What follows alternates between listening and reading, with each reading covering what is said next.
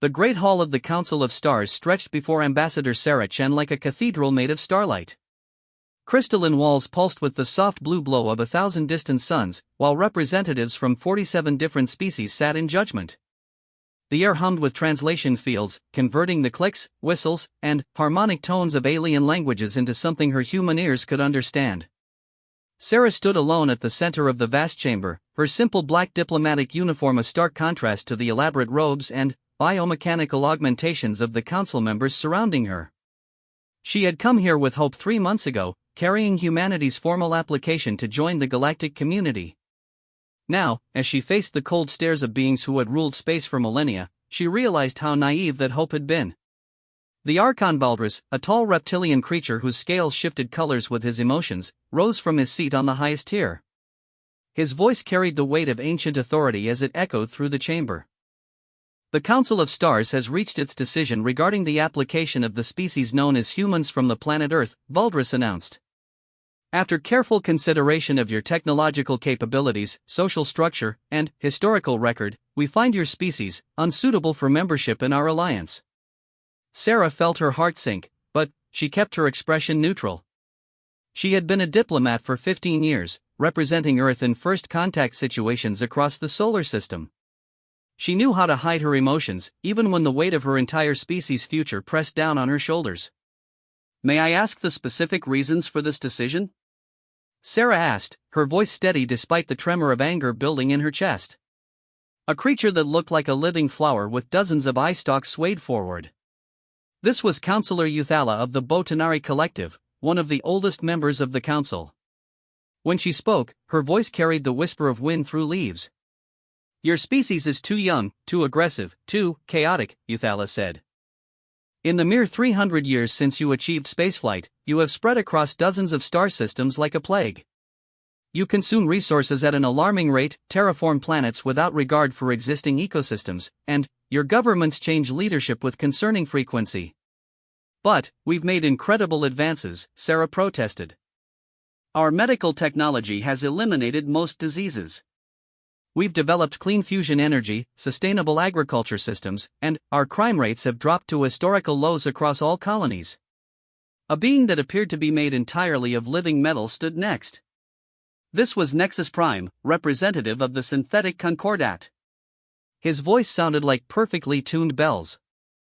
"Your medical advances come at the cost of genetic manipulation that could destabilize your species," Nexus Prime intoned. "Your energy systems require rare elements that you strip mine from asteroid belts, disrupting delicate gravitational balances. And your low crime rates exist only because you've developed surveillance technologies that would make our most authoritarian members uncomfortable." Sarah clenched her fists. Every achievement humanity had made was being twisted into a fault. She looked around the chamber, hoping to find even one sympathetic face among the alien representatives. Instead, she saw only cold calculation and barely concealed disgust. "You judge us by standards you've never applied to yourselves," Sarah said, letting some of her anger leak into her voice. "The Zephyrian Empire strip-mined entire star systems when they were expanding. The Hive Collective literally consumed 3 species during their growth phase. And the Valdorian Republic still maintains slave colonies in the Outer Rim." A ripple of angry sounds echoed through the chamber. Valdrus's scales shifted to a deep red as he slammed his staff against the floor. "How dare you compare your primitive species to the founding members of this council," he hissed. "We have evolved beyond such crude methods. We have achieved harmony, stability, order. You humans represent everything we have moved beyond: chaos, violence, unpredictability." "Maybe that's exactly what the galaxy needs," Sarah shot back. "When was the last time any of you innovated? When was the last time you solved a problem that your ancient protocols couldn't handle? You sit in this crystal palace, congratulating yourselves on your stability while entire regions of space fall to pirates and plague because you're too set in your ways to adapt." The chamber erupted in angry vocalizations. Several council members rose to their feet, their various forms of communication creating a cacophony of outrage. Valdrus raised his staff again, and, gradually, silence returned. "Your species' arrogance only proves our point," he said coldly. "You are not ready for the responsibilities of galactic citizenship. Perhaps in 1,000 years, when you have learned wisdom and restraint, you may reapply. Until then, Earth and all human colonies are hereby declared a restricted zone. No member species of the Council of Stars may trade with, communicate with, or provide aid to humanity. Sarah felt the blood drain from her face. This wasn't just a rejection, it was a death sentence. Earth relied on trade with several alien species for rare elements essential to their technology. Their colonies needed medical supplies that could only be produced using alien biotechnology. Without access to the galactic community, human expansion would grind to a halt. "You can't do this," Sarah whispered. "We have existing trade agreements." The colony on Kepler 442b depends on Zephyrian medical compounds to survive the radiation exposure. The mining operation on Ross 128 needs Botanari filtration systems to process the atmosphere. All existing agreements are hereby null and void, Valdris declared. Any species found violating this quarantine will face immediate expulsion from the Council. The decision is final. Sarah looked around the chamber one more time, memorizing the faces of the beings who had just condemned her species to isolation and potential extinction. Then, she straightened her shoulders and walked toward the exit with as much dignity as she could muster. As she reached the great doors of the chamber, she turned back to face the Council. "You're making the biggest mistake in galactic history," she said, her voice carrying clearly through the vast space. "Humanity doesn't give up. We don't surrender. And we have very, very long memories." The journey back to Earth took 3 weeks aboard the diplomatic vessel Harmony Bridge. Sarah spent most of that time in her quarters, composing her report and trying to figure out how to tell her government that they had just been cut off from the rest of the galaxy. Captain Morrison, a grizzled veteran who had been flying diplomatic missions since the first alien contact, found her staring out at the stars through her cabin's viewport. "Rough meeting?" he asked, settling into the chair across from her. "They've quarantined us," Sarah said without looking away from the stars. "Complete isolation. No trade, no communication, no aid." Morrison let out a low whistle. "That's harsh. What's the official reasoning?" "We're too young, too aggressive, too chaotic. Apparently, we're not ready for the responsibilities of galactic citizenship." Sarah's voice carried bitter irony. "They want us to sit quietly in our corner of space for 1,000 years and think about what we've done. And what do you think Earth's response will be?" Sarah finally turned away from the viewport to meet Morrison's eyes. "I think they're about to learn why quarantining humans is the worst possible punishment they could have chosen." 3 days later, Earth came into view through the bridge windows. The blue and green marble that had given birth to humanity hung in space like a jewel, surrounded by the gleaming metal of orbital stations and the constant traffic of ships moving between the surface and the moon. Sarah felt a familiar surge of pride as she looked at her home world. In just 3 centuries, humanity had transformed from a single-planet species to a sprawling interstellar civilization. They had colonies on dozens of worlds, mining operations in 6 star systems, and trade relationships that stretched across hundreds of light-years. All of that was about to change. The emergency session of the United Earth Assembly was called for the day after Sarah's return. Representatives from every human colony, every major corporation, and every military command gathered in the great amphitheater beneath New Geneva. Sarah stood at the central podium, looking up at hundreds of faces that represented the hopes and dreams of 40 billion human beings. Secretary General Rodriguez, a small woman whose steel-gray hair belied her sharp political mind, called the session to order. "Ambassador Chen will now present her report on humanity's application to join the Council of Stars," Rodriguez announced. Sarah activated the holographic display behind her, showing the crystalline chamber where her species' fate had been decided. She began her presentation with the clinical detachment of a professional diplomat, outlining the Council's concerns and their final decision. But, as she spoke, she could see the mood in the amphitheater shifting from hopeful anticipation to stunned disbelief to growing anger. When she finished, the chamber was silent for a long moment. Then, Representative Williams from the Mars colonies stood up. "Let me make sure I understand this correctly," Williams said, his voice tight with controlled fury. "These aliens have decided that we're not good enough to join their little club, so they're going to cut us off completely? No trade, no communication, nothing?" "That's correct," Sarah confirmed. And this affects our existing agreements? Asked Director Yamoto from the Titan Industrial Complex. All agreements are null and void immediately. Any alien species caught trading with us faces expulsion from the Council. The chamber erupted in angry voices. Sarah watched as the representatives realized the full implications of the quarantine. The colonies that depended on alien technology, the trade routes that had made Earth wealthy, the scientific collaborations that had advanced human knowledge by centuries, all of it was gone.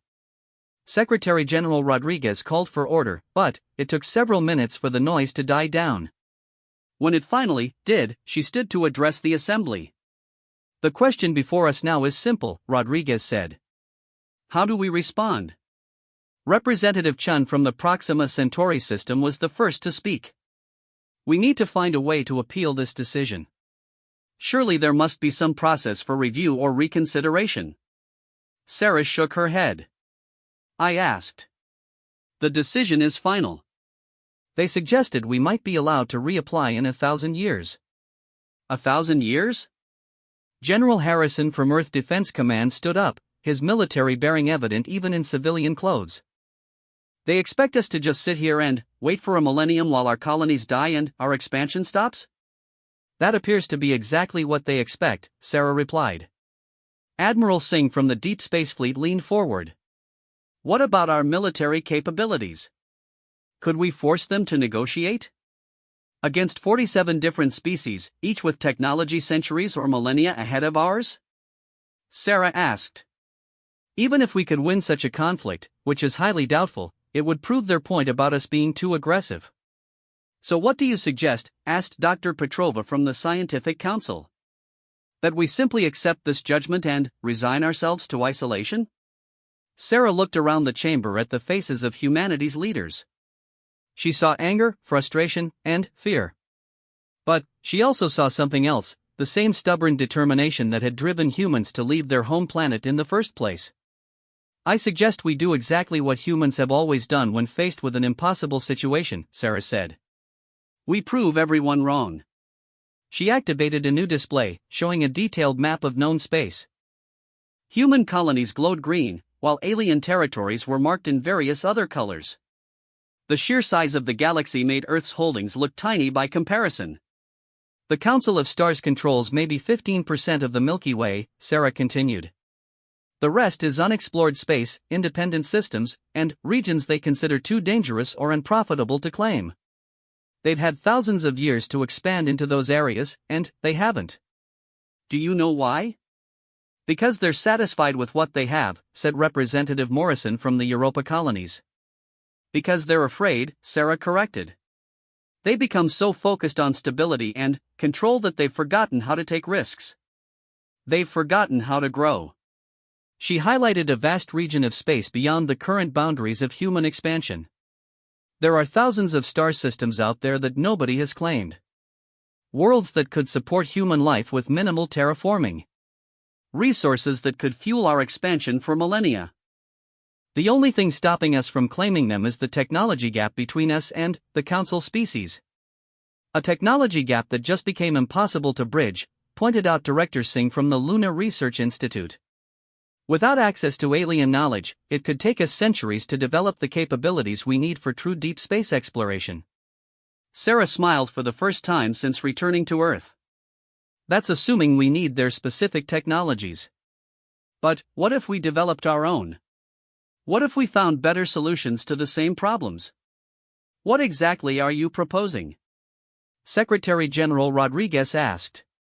I'm proposing that we turn this quarantine into the greatest opportunity in human history, Sarah said. The Council thinks they're punishing us by cutting us off from their technology and trade networks. But what they've really done is remove our dependence on their systems. For the first time since we made contact with alien species, we're free to develop our own solutions without being influenced by their methods. She gestured to the star map again. They want us to stay in our corner of space? Fine. But they never said we couldn't expand that corner. They never said we couldn't explore uncharted systems or establish new colonies. And they certainly never said we couldn't develop technologies that surpass their own. The chamber was quiet as the representatives considered her words. Finally, General Harrison spoke up. "You're talking about a complete revolution in human space policy. Instead of trying to integrate with existing galactic civilization, you want us to build our own." "Not just build our own," Sarah replied. "Build it better." Admiral Singh leaned back in his chair. "It would require massive resource allocation. Every research program, every industrial facility, every military command would need to be restructured around the goal of independent development. And it would take decades to see results," added Director Yamamoto. "Maybe longer." "Then, we'd better get started," Sarah said. Secretary General Rodriguez called for a recess, and the assembly broke up into smaller groups as representatives huddled together, discussing the implications of Sarah's proposal. Sarah remained at the podium, watching the political machinery of humanity begin to process the most important decision in their species' history. Representative Williams approached her first. "This is insane, you know that, right? You're talking about abandoning 3 centuries of diplomatic and economic progress." "I'm talking about abandoning dependence," Sarah corrected. "There's a difference. The colonies won't survive without alien medical technology. The Mars terraforming project depends on Botanari atmospheric processors. The Europa Research Station needs Zephyrian quantum computers to process their data. Then, we'll find new solutions," Sarah said. "Human solutions." Williams shook his head. "And if we can't? If our technology isn't advanced enough? People will die." Sarah met his gaze steadily. "People are going to die anyway if we accept this quarantine and try to maintain the status quo. Our expansion will stop, our colonies will stagnate, and, eventually, we'll fall so far behind the galactic community that we'll never catch up. At least this way, we have a chance to leapfrog their technology entirely. That's a hell of a gamble with humanity's future." "It's the only gamble worth making," Sarah replied. Over the next several hours, the debate raged through the assembly. Representatives argued about resource allocation, research priorities, and the risks of abandoning proven alien technologies. But, gradually, a consensus began to emerge. Humanity had always thrived when faced with seemingly impossible challenges. From the first steps out of Africa to the colonization of Mars, humans had succeeded by refusing to accept limitations. When the assembly reconvened, Secretary General Rodriguez called for a formal vote on Sarah's proposal. The motion was simple: resolved, that humanity will pursue independent technological and territorial development, with the goal of establishing a human-led galactic civilization that surpasses the current Council of Stars in capability, territory, and influence. The vote wasn't even close. 437 representatives voted in favor, with only 12 voting against and 31 abstaining. As the results were announced, Sarah felt a weight lift from her shoulders. 3 months ago, she had stood before the Council of Stars as a supplicant, begging for acceptance. Now, she stood before her own species as they committed to a future where they would never need to beg again. Secretary General Rodriguez approached her as the assembly began to disperse. "You realize what you've just started, don't you?" "A revolution," Sarah said simply. "The biggest one in human history. I hope you're right about our ability to succeed independently." Sarah looked up at the dome above the amphitheater, where the stars shone through the transparent aluminum panels. Somewhere out there, the Council of Stars was probably congratulating itself on teaching the upstart humans a lesson. They had no idea that they had just created their own replacement. "I'm not worried about our ability to succeed," Sarah said. "I'm worried about what happens to the Council when we do." The next morning, Sarah stood in the observation deck of Luna Station, watching Earth turn slowly in the void. Ships were already beginning to move with new purpose as humanity's industrial might began to redirect itself toward independence. Research stations were being red-assed, mining operations expanded, and construction yards prepared for a building program unlike anything in human history. Captain Morrison found her there, looking out at the organized chaos of human activity. "Second thoughts?" he asked. "None," Sarah replied. "Though I do wonder what the Council would think if they could see this. They'd probably think we're proving their point about humans being chaotic and unpredictable." Sarah smiled. they have no idea how chaotic and unpredictable we can be when we put our minds to it. She turned away from the viewport and headed for the shuttle bay. There was work to do, and history to make. The Council of Stars had wanted humanity to sit quietly in their corner of space for 1,000 years. Instead, they were about to discover what happened when you gave humans a 1,000-year deadline and the motivation to exceed it. The age of human independence had begun. The human renaissance. 50 years had passed since the Council of Stars declared humanity unfit for galactic citizenship. In that time, the quarantine had become the catalyst for the greatest period of growth and innovation in human history. Dr. Elena Vasquez stood in the command center of Research Station Prometheus, watching as the final components of humanity's most ambitious project came together in the shipyard outside. Through the massive viewport, she could see the sleek hull of the prototype vessel that would change everything, the UES Horizon. Final systems check completed, announced her assistant, Dr. Marcus Webb. All quantum drive parameters are within acceptable ranges. Elena nodded, but her attention remained fixed on the ship. Unlike the bulky, angular vessels that had carried humans between the stars for decades, the Horizon was a work of art. Its hull flowed like liquid metal, incorporating technologies that would have seemed like magic to the engineers who had designed humanity's first starships. Prometheus Control, this is Captain Torres aboard the Horizon. All systems are green and ready for initial test flight.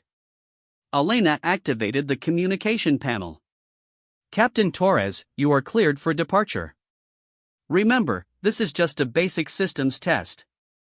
No attempts at faster-than-light travel until we've analyzed all the data. Understood, Control. Beginning departure sequence now. Elena watched as the Horizon gracefully separated from the construction cradle and began moving away from the station. The ship's revolutionary fusion drive produced almost no visible exhaust, making it seem like the vessel was being pushed by invisible hands. Dr. Webb joined her at the viewport. Hard to believe we've come this far in just 5 decades. Necessity is a powerful motivator, Elena replied. When the Council cut us off from their technology, they forced us to become creative. The early years after the quarantine had been difficult. Several colonies had indeed suffered without access to alien medical technology and atmospheric processors. But, rather than surrender, humanity had responded with a determination that surprised even themselves. The breakthrough had come from an unexpected source. Dr. Sarah Kim, a quantum physicist working on Mars, had been studying the theoretical foundations of faster-than-light travel when she made a discovery that changed everything. Instead of trying to replicate the alien method of folding space, she had found a way to slip ships partially into quantum foam, the underlying structure of reality itself. The technology had taken 30 years to develop and another 10 to perfect, but the results spoke for themselves. The Horizon could travel faster than any alien vessel humanity had ever encountered, and it could do so while using a fraction of the energy required by conventional FTL drives. Prometheus Control, we're at safe distance for initial FTL test. Requesting permission to engage quantum slipstream drive. Elena felt her heart skip a beat. Despite all their calculations and simulations, this would be the first time a human vessel attempted to use the new technology in space. Permission granted, Captain. Take us to glory. The Horizon simply vanished. One moment it was visible against the starfield, the next it was gone without so much as a flash of light. Elena counted the seconds, knowing that the ship was supposed to travel to Proxima Centauri and back, a journey that should take exactly 4 minutes and 37 seconds using the quantum slipstream. At 4 minutes and 36 seconds, the Horizon reappeared in exactly the position it had left, as if it had never moved at all. Prometheus Control, this is Captain Torres. Navigation was perfect. We made a complete round trip to Proxima Centauri in 4 minutes and 28 seconds. The slipstream drive performed flawlessly. Elena closed her eyes and let out a breath she hadn't realized she was holding. Humanity now possessed faster-than-light technology that was generations ahead of anything the Council of Stars used. But the Horizon was just the beginning. Dr. Vasquez, you need to see this, called Dr. Martinez from the communication station. We're receiving a priority message from Earth. Elena walked over to the communication panel, wondering what could be so urgent that it required interrupting the test flight. The holographic display activated, showing the familiar face of Secretary General Adams, who had replaced Rodriguez 5 years earlier. Dr. Vasquez, congratulations on the successful test flight. I'm sure you're eager to begin production of the new drive systems, but I'm afraid we have a situation that requires immediate attention. Adams paused, and Elena could see tension in the woman's expression. 3 days ago, our deep space monitoring stations detected distress signals from the edge of Council space. A colony ship belonging to the Ythmari species has suffered catastrophic system failures while attempting to establish a new settlement. According to the transmissions we've intercepted, their life support systems are failing, and they have less than 2 weeks before complete atmospheric failure. Elena frowned. The Ythmari were one of the founding members of the Council of Stars, known for their advanced biotechnology and peaceful nature. They were also one of the species that had voted to quarantine humanity. Secretary General, surely the Council can mount a rescue mission? Adams shook her head grimly. That's the problem. The colony ship is in the Vale Nebula, nearly 800 light-years from the nearest Council world. Using their fastest ships and conventional FTL technology, a rescue mission would take at least 6 months to reach them. Elena understood immediately. But, with our quantum slipstream drive, the Horizon could reach them in less than 2 days, Adams confirmed. Dr. Vasquez, I'm not ordering you to mount a rescue mission. The Ythmari voted to cut us off from galactic civilization. They made it clear that they consider humans too dangerous and unpredictable to associate with. From a purely political standpoint, helping them now would gain us nothing. Elena studied the Secretary General's face, reading between the lines. But they're going to die, Doctor. 15,000 innocent beings are going to suffocate in the void because their government made a decision they probably didn't even support. I can't order a rescue mission, because it would violate our official policy of non-interference with Council affairs. But I can't stop you if you decide to mount an unauthorized humanitarian mission. Elena understood. Adams was giving her plausible deniability while making it clear what she expected humanity to do. I'll need a larger ship than the Horizon, Elena said. Something with cargo capacity for life support supplies and medical equipment. Adams smiled for the first time since the conversation began. The UES Endeavour finished fitting with a quantum slipstream drive yesterday. Captain Morrison is standing by for orders. Elena felt a surge of anticipation. Morrison was the same captain who had brought Sarah Chen back from the Council of Stars 50 years ago. If anyone could navigate the political complexities of a rescue mission in Council space, it was him. How long do I have to prepare? The Endeavour can launch in 6 hours. Dr. Kim's quantum physics team has already been briefed and is standing by to provide technical support. The Medical Corps has prepared emergency life support equipment, and the Diplomatic Service has drafted a formal notification to the Council explaining our intentions. Elena nodded. I'll need to bring the Horizon back to dock and transfer to the Endeavour. Actually, Dr. Vasquez, I think both ships should make the journey. The Horizon can scout ahead while the Endeavour carries the rescue supplies. Besides, it would be good to demonstrate that our new technology isn't a one-off achievement. 12 hours later, Elena found herself aboard the UES Endeavour as it slipped through quantum foam toward the Vale Nebula. The journey that would have taken a Council ship months was passing in a matter of hours. Captain Morrison, now gray-haired but still sharp-eyed, met her in the observation deck as they approached their destination. Sensors are picking up the Ythmari colony ship, he reported. She's dead in space, just like the distress signals indicated. No response to our hails. Elena looked through the viewport at the massive alien vessel. Even crippled, it was beautiful, a living ship grown rather than built, its bioorganic hull covered in delicate patterns that pulsed with failing light. Life sign readings? Approximately 14,700 beings still alive, but atmospheric readings are critical. They have maybe 18 hours before complete system failure. Elena nodded grimly. Can we dock with their ship? Not directly. Their docking systems are biomechanical and designed for Council ships. But we can use shuttles to transfer supplies and personnel. Then, let's get started. The rescue operation took 16 hours of continuous work. Human engineers worked alongside Ythmari technicians to repair the alien ship's life support systems, while medical teams treated hundreds of beings suffering from oxygen deprivation. The language barriers were significant, but the universal urgency of preserving life helped everyone find ways to communicate. Elena spent most of the operation aboard the Ythmari ship, coordinating the repair efforts. The aliens were tall, graceful beings with bark-like skin and eyes that resembled flower petals. Despite their obvious fear and confusion at being rescued by the supposedly dangerous humans, they were gracious and cooperative. The ship's captain, a being named Veltar, approached Elena as the life support systems finally stabilized. "Human friend Elena," Veltar said through the translation device one of Elena's engineers had rigged up. "My people owe you great debt. You have saved lives when your people had no obligation to do so." Elena shook her head. "Any species that can travel between the stars should be willing to help others in distress. It's just basic decency."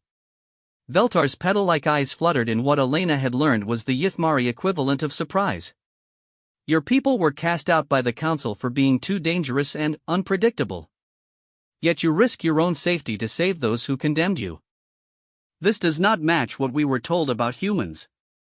"Maybe what you were told was wrong," Elena suggested gently. "Perhaps it was," Veltar agreed.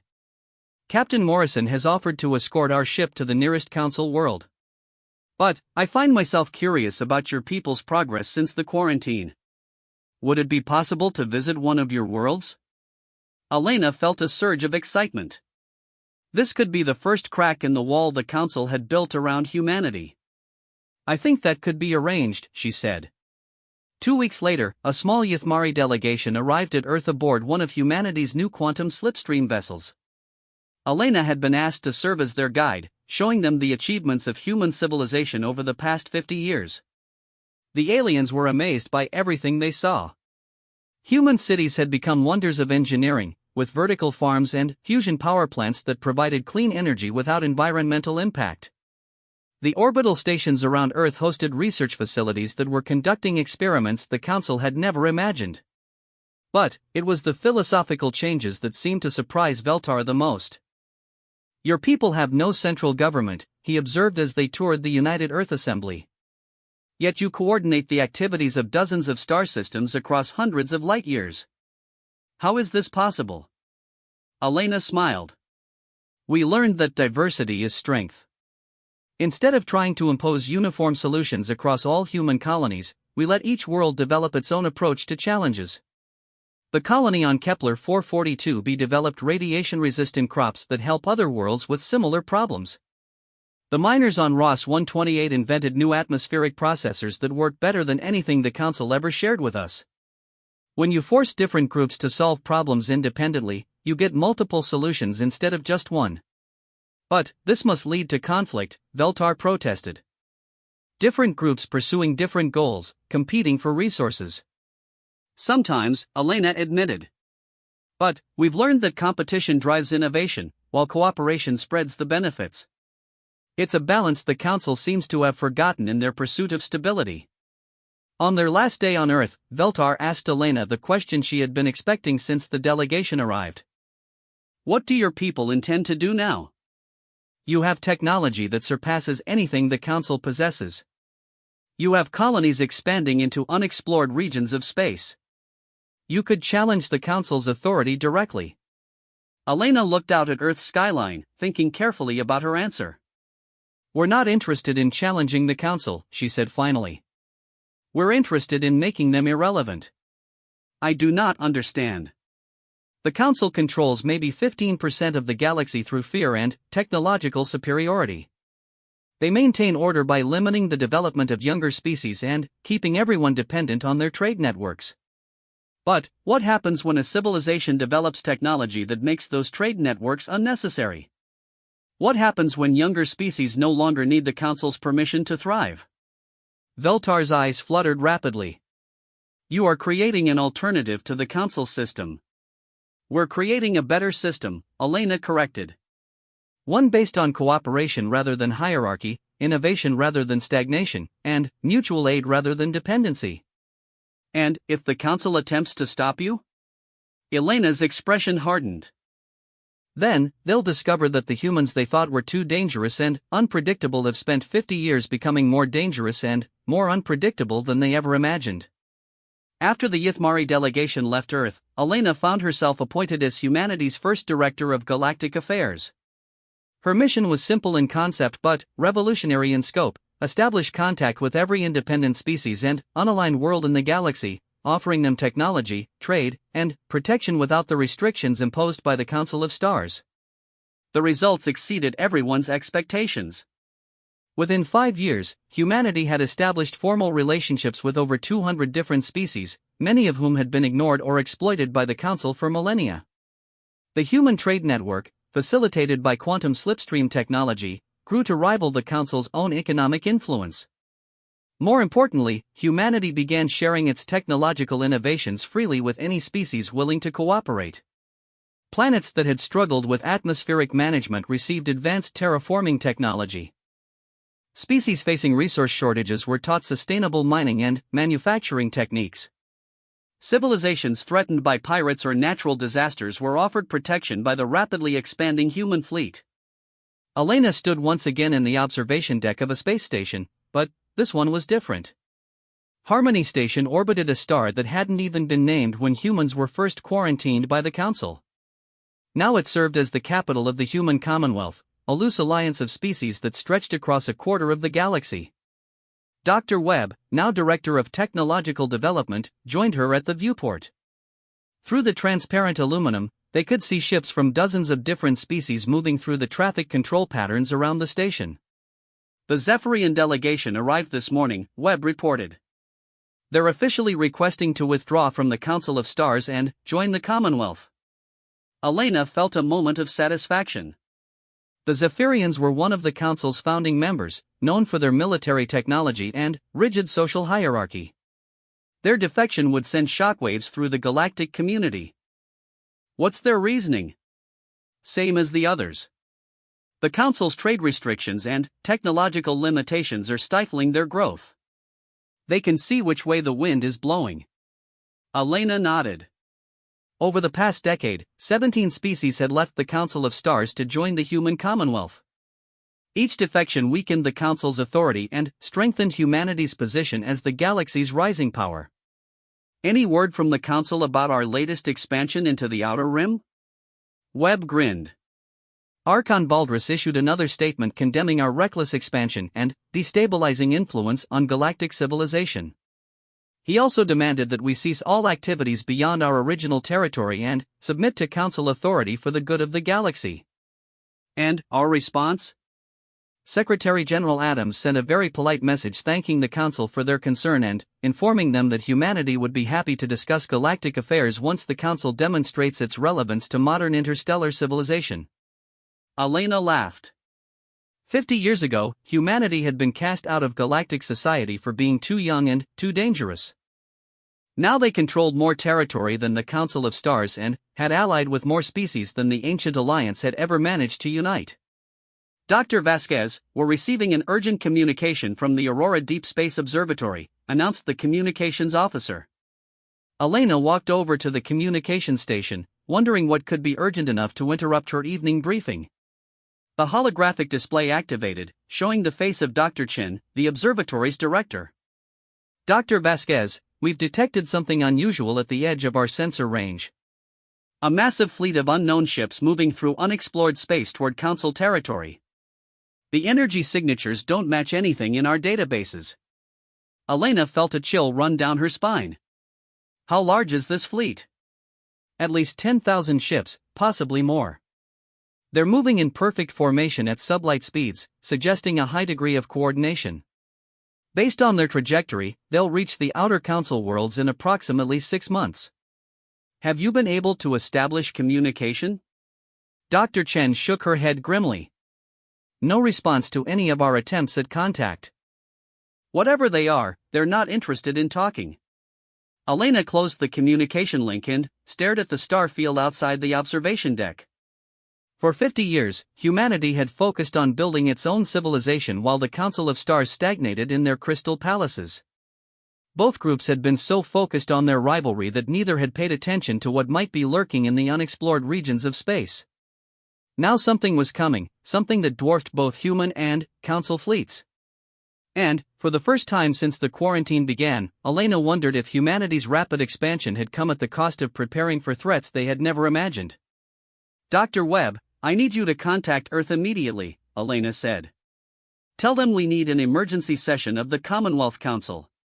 And, send a message to the Council of Stars." What should the message say? Elena looked out at the stars, thinking about the irony of the situation. The Council had cast out humanity for being too dangerous and unpredictable. Now they might need that same dangerous unpredictability to survive. Tell them that despite our differences, we have information they need to know. And suggest that it might be time for all the children of the galaxy to start working together again. As alarms began sounding throughout Harmony Station and ships began moving with new urgency, Elena couldn't help but smile grimly. The Council of Stars had wanted humanity to prove they were ready for the responsibilities of galactic citizenship. They were about to get their chance to demonstrate exactly what humans could do when faced with an impossible challenge. The golden age of human expansion was about to become the first test of human leadership on a galactic scale. #The Last Alliance. The Great Crystal Chamber of the Council of Stars had never felt so small. Ambassador Sarah Chen stood once again at the center of the vast hall, but this time she was not alone. Representatives from 43 different species of the human commonwealth flanked her, while holographic displays showed the approaching threat that had united former enemies in desperate alliance. Archon Valdris had aged poorly in the 50 years since casting out humanity. His scales, once brilliant and shifting with emotion, had dulled to a sickly gray. His voice, when he spoke, carried the weight of accumulated failures and diminishing authority. "So the humans returned to our halls," Valdris said, his tone mixing contempt with poorly concealed fear. "Come to gloat over our misfortune, have you?" Sarah, now Director General of the Commonwealth, kept her expression neutral despite the satisfaction she felt. "We've come because the galaxy faces a threat that makes our past disagreements irrelevant, Archon. The Devourers don't care about Council politics or Commonwealth independence. They only care about consuming everything in their path." The holographic display behind her showed the latest intelligence on the approaching fleet. What had started as 10,000 unknown ships 6 months ago had grown to nearly 50,000 as more vessels emerged from the deep void beyond the galactic rim. Worse, attempts at communication had revealed the horrible truth about their nature. The Devourers were not a species seeking new territory or resources. They were something far more terrifying, a collective consciousness that consumed entire civilizations, breaking down their technology, knowledge, and even genetic material to fuel their endless expansion. Every world they conquered added to their strength, every species they absorbed expanded their capabilities. Councillor Euthala of the Botanari Collective swayed forward, her ancient voice carrying resignation. "Your Commonwealth has expanded far beyond our territories, humans. Your technologies surpass our own. Why do you need the Council's cooperation?" Sarah activated another display, showing the full scope of the approaching threat. "Because even with our combined fleets, we're outnumbered 10 to 1. The Devourers have consumed at least 40 different civilizations in the void beyond our galaxy. They have technologies we can't even begin to understand, and they're learning more with every world they take." She paused, letting the implications sink in. The first Council world they'll reach is Zephyr Prime. Based on their current speed, they'll arrive in 17 days. After that, they'll spread through Council space like a plague, consuming everything in their path. If we're going to stop them, we need every ship, every technology, every tactical advantage we can muster. Nexus Prime of the synthetic Concordat stood, his metallic form reflecting the chamber's crystalline light. "Our analysis of their approach suggests they are using a form of dimensional folding that exceeds even your quantum slipstream technology. How can conventional tactics succeed against such capabilities?" Sarah smiled grimly. "Because conventional tactics won't work. That's why we need to try something that's never been attempted before, a direct assault on their collective consciousness." The chamber erupted in confused vocalizations. Sarah waited for quiet before continuing. "Our research indicates that the Devourers maintain their coordination through a quantum-entangled network spanning their entire fleet. If we can disrupt that network, their ships will lose coordination and become vulnerable to conventional attack. Valdris's scales flickered with interest despite his obvious reluctance. And how do you propose to disrupt a quantum network spanning 50,000 ships? With the largest coordinated quantum pulse in galactic history, Sarah replied. Every ship equipped with quantum technology simultaneously activating their drives in a specific harmonic pattern. The resulting quantum cascade should disrupt their network long enough for our combined fleets to strike at their command vessels. Theoretical at best, snorted General Krextor of the Valdorian Republic. You're asking us to risk our entire fleet on an untested strategy. Sarah's expression hardened. I'm asking you to choose between an uncertain chance at victory and certain extinction. Because make no mistake, if the Devourers reach the core systems, both the Council and the Commonwealth will cease to exist. The debate that followed lasted for hours. Representatives argued about fleet positioning, resource allocation, and command structure. Many council members struggled to accept that humanity, the species they had cast out as too dangerous and unpredictable, now offered their only hope of survival. Finally, Veltar of the Ithmari stood. The captain Sarah had rescued 50 years ago was now a senior counselor, and his words carried weight among the council membership. I have seen humans in crisis, Veltar said quietly. When my people faced death in the void, these supposedly dangerous beings risked their lives to save us. They asked nothing in return, expected no gratitude, demanded no concessions.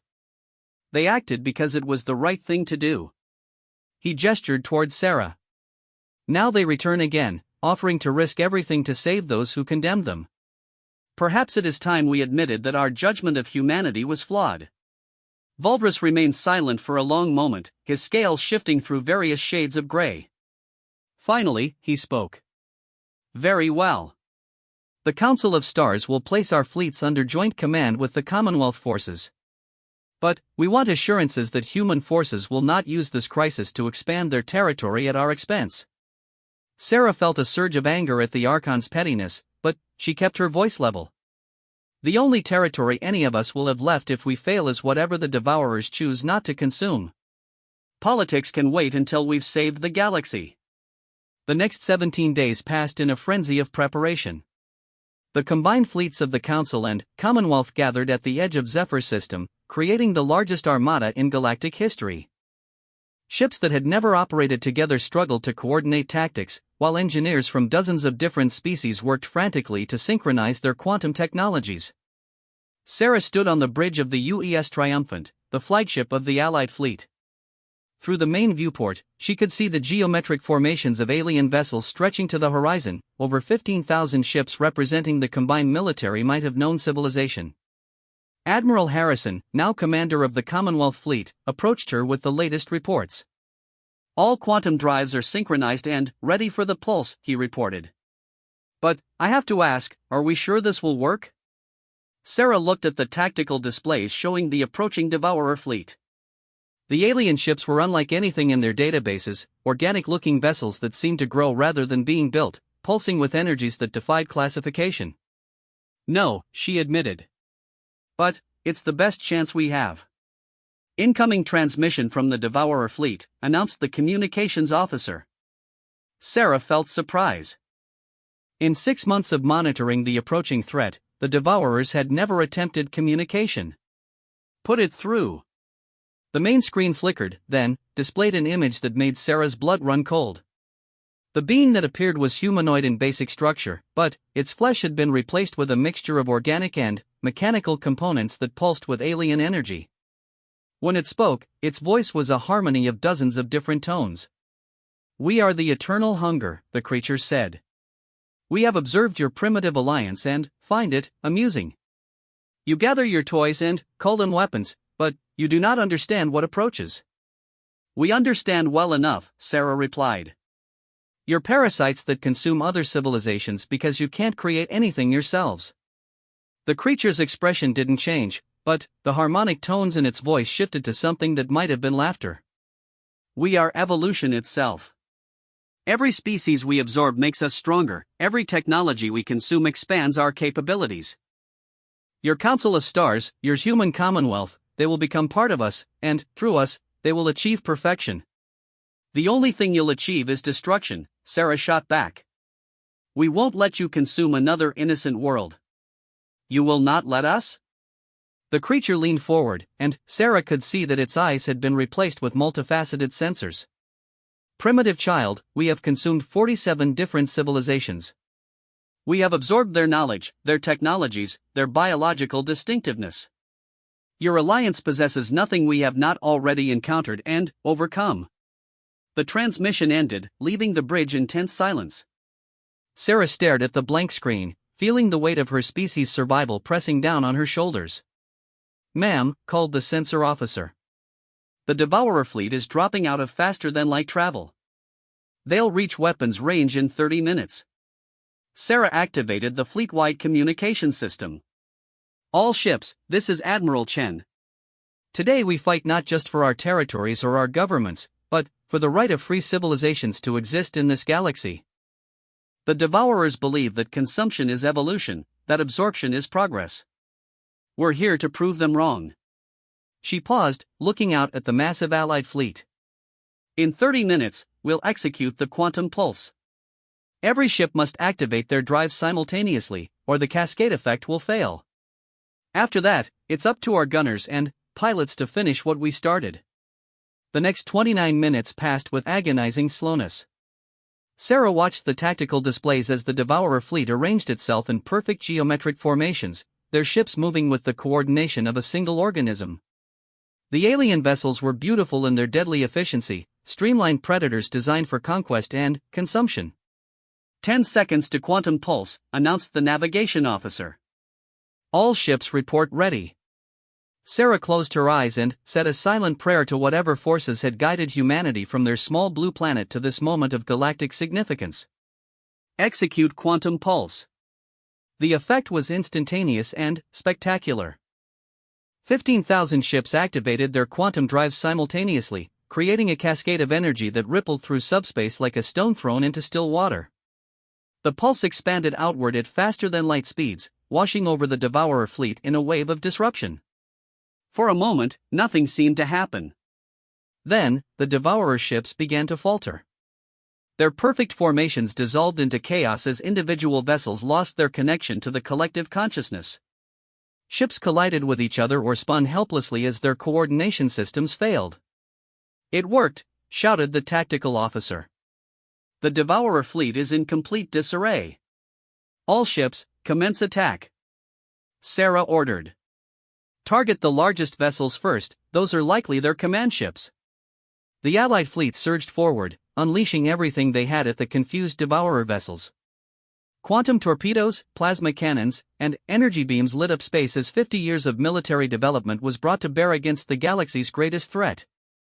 The Devourers fought back with weapons that seemed to bend reality itself. Beams of twisted spacetime tore through Allied ships, while clouds of nanomachines consumed matter at the molecular level. But, without their coordination, the alien fleet couldn't focus their firepower effectively. Sarah watched from the bridge as humanity's most advanced warship, the UES Defiance, made a suicide run against what appeared to be the Devourer flagship. The ship's captain, a young woman named Rodriguez who reminded Sarah of herself 50 years ago, had volunteered for the mission knowing it was one way. "This is Captain Rodriguez," came the transmission. "Beginning final approach on the enemy command vessel. It's been an honor serving with you all." The Defiance slammed into the massive Devourer ship at near-light speed, its quantum core detonating in an explosion that briefly outshone the system's star. When the light faded, both ships were gone. But the sacrifice had been worth it. With their primary command vessel destroyed, the remaining Devourer ships lost what little coordination they had left. They began retreating toward the edge of the system, pursued by Allied forces who showed no mercy. "Fleet status report," Sarah ordered. "We've lost approximately 30% of our ships," Admiral Harrison reported. "But the Devourer fleet is in full retreat. Our long-range sensors show them jumping to faster-than-light travel and heading back toward the galactic rim." Sarah felt relief wash over her, but she knew the victory came at a terrible cost. Thousands of brave beings from dozens of different species had died to save the galaxy from consumption. The names of ships like the Defiance would be remembered in the histories of every world they had saved. "Admiral Chen," came a transmission from the Council flagship. "This is Archon Valdris. I want to formally thank you and your people for what you've done today. Sarah was surprised by the genuine gratitude in the alien leader's voice. We all fought together, Archon. The victory belongs to everyone who stood against the darkness. Perhaps, Valdris replied. But it was human innovation that made victory possible, and human sacrifice that ensured it. The Council of Stars owes humanity a debt we can never fully repay. 3 months later, Sarah stood once again in the crystal chamber of the Council of Stars. But, this time, the atmosphere was completely different. Instead of cold judgment, she felt genuine respect from the alien representatives surrounding her.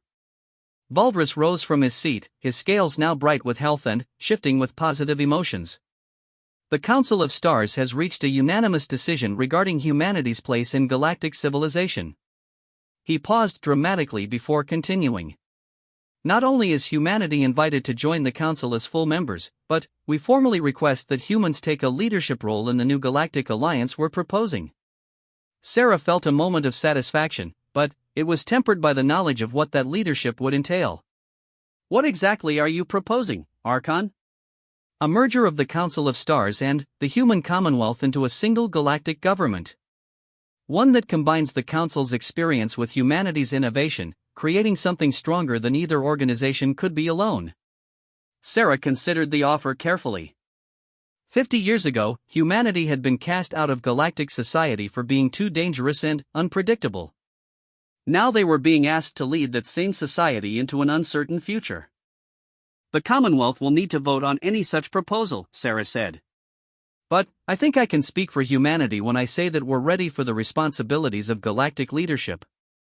Veltar stood and began what Sarah recognized as the Yithmari gesture of respect.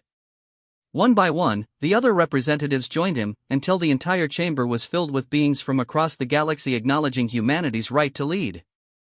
Sarah looked around the chamber, thinking about the long journey that had brought her species to this moment.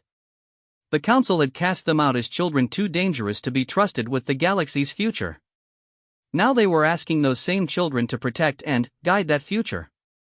As she prepared to leave the chamber for the last time, Sarah paused at the great doors and turned back to face the assembled representatives.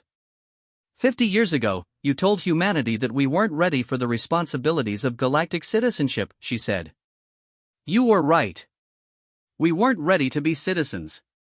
We were ready to be leaders. Walking out into the corridors of the council station, Sarah felt the weight of history settling around her shoulders. Humanity had started as outcasts, built themselves into equals, and emerged as the galaxy's protectors. The age of human dominance had begun not through conquest or subjugation, but through the simple act of being willing to sacrifice everything to save others. Outside the station's viewports, the stars shone with the light of 1,000 different worlds, worlds that were free because humanity had refused to accept the limitations others tried to place on them.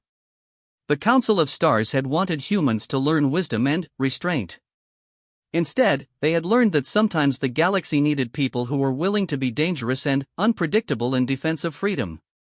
Sarah smiled as she headed toward the docking bay where her ship waited to carry her home to Earth. The Council had been wrong about humanity's place in the galaxy. But, then, again, humans had always thrived on proving the experts wrong. The future stretched out before them, full of challenges and opportunities that would test the limits of human adaptability. But Sarah had no doubts about her species' ability to meet those challenges. After all, they were the children who had been cast out of the garden and built something better in the wilderness. Now it was time to help the rest of the galaxy do the same.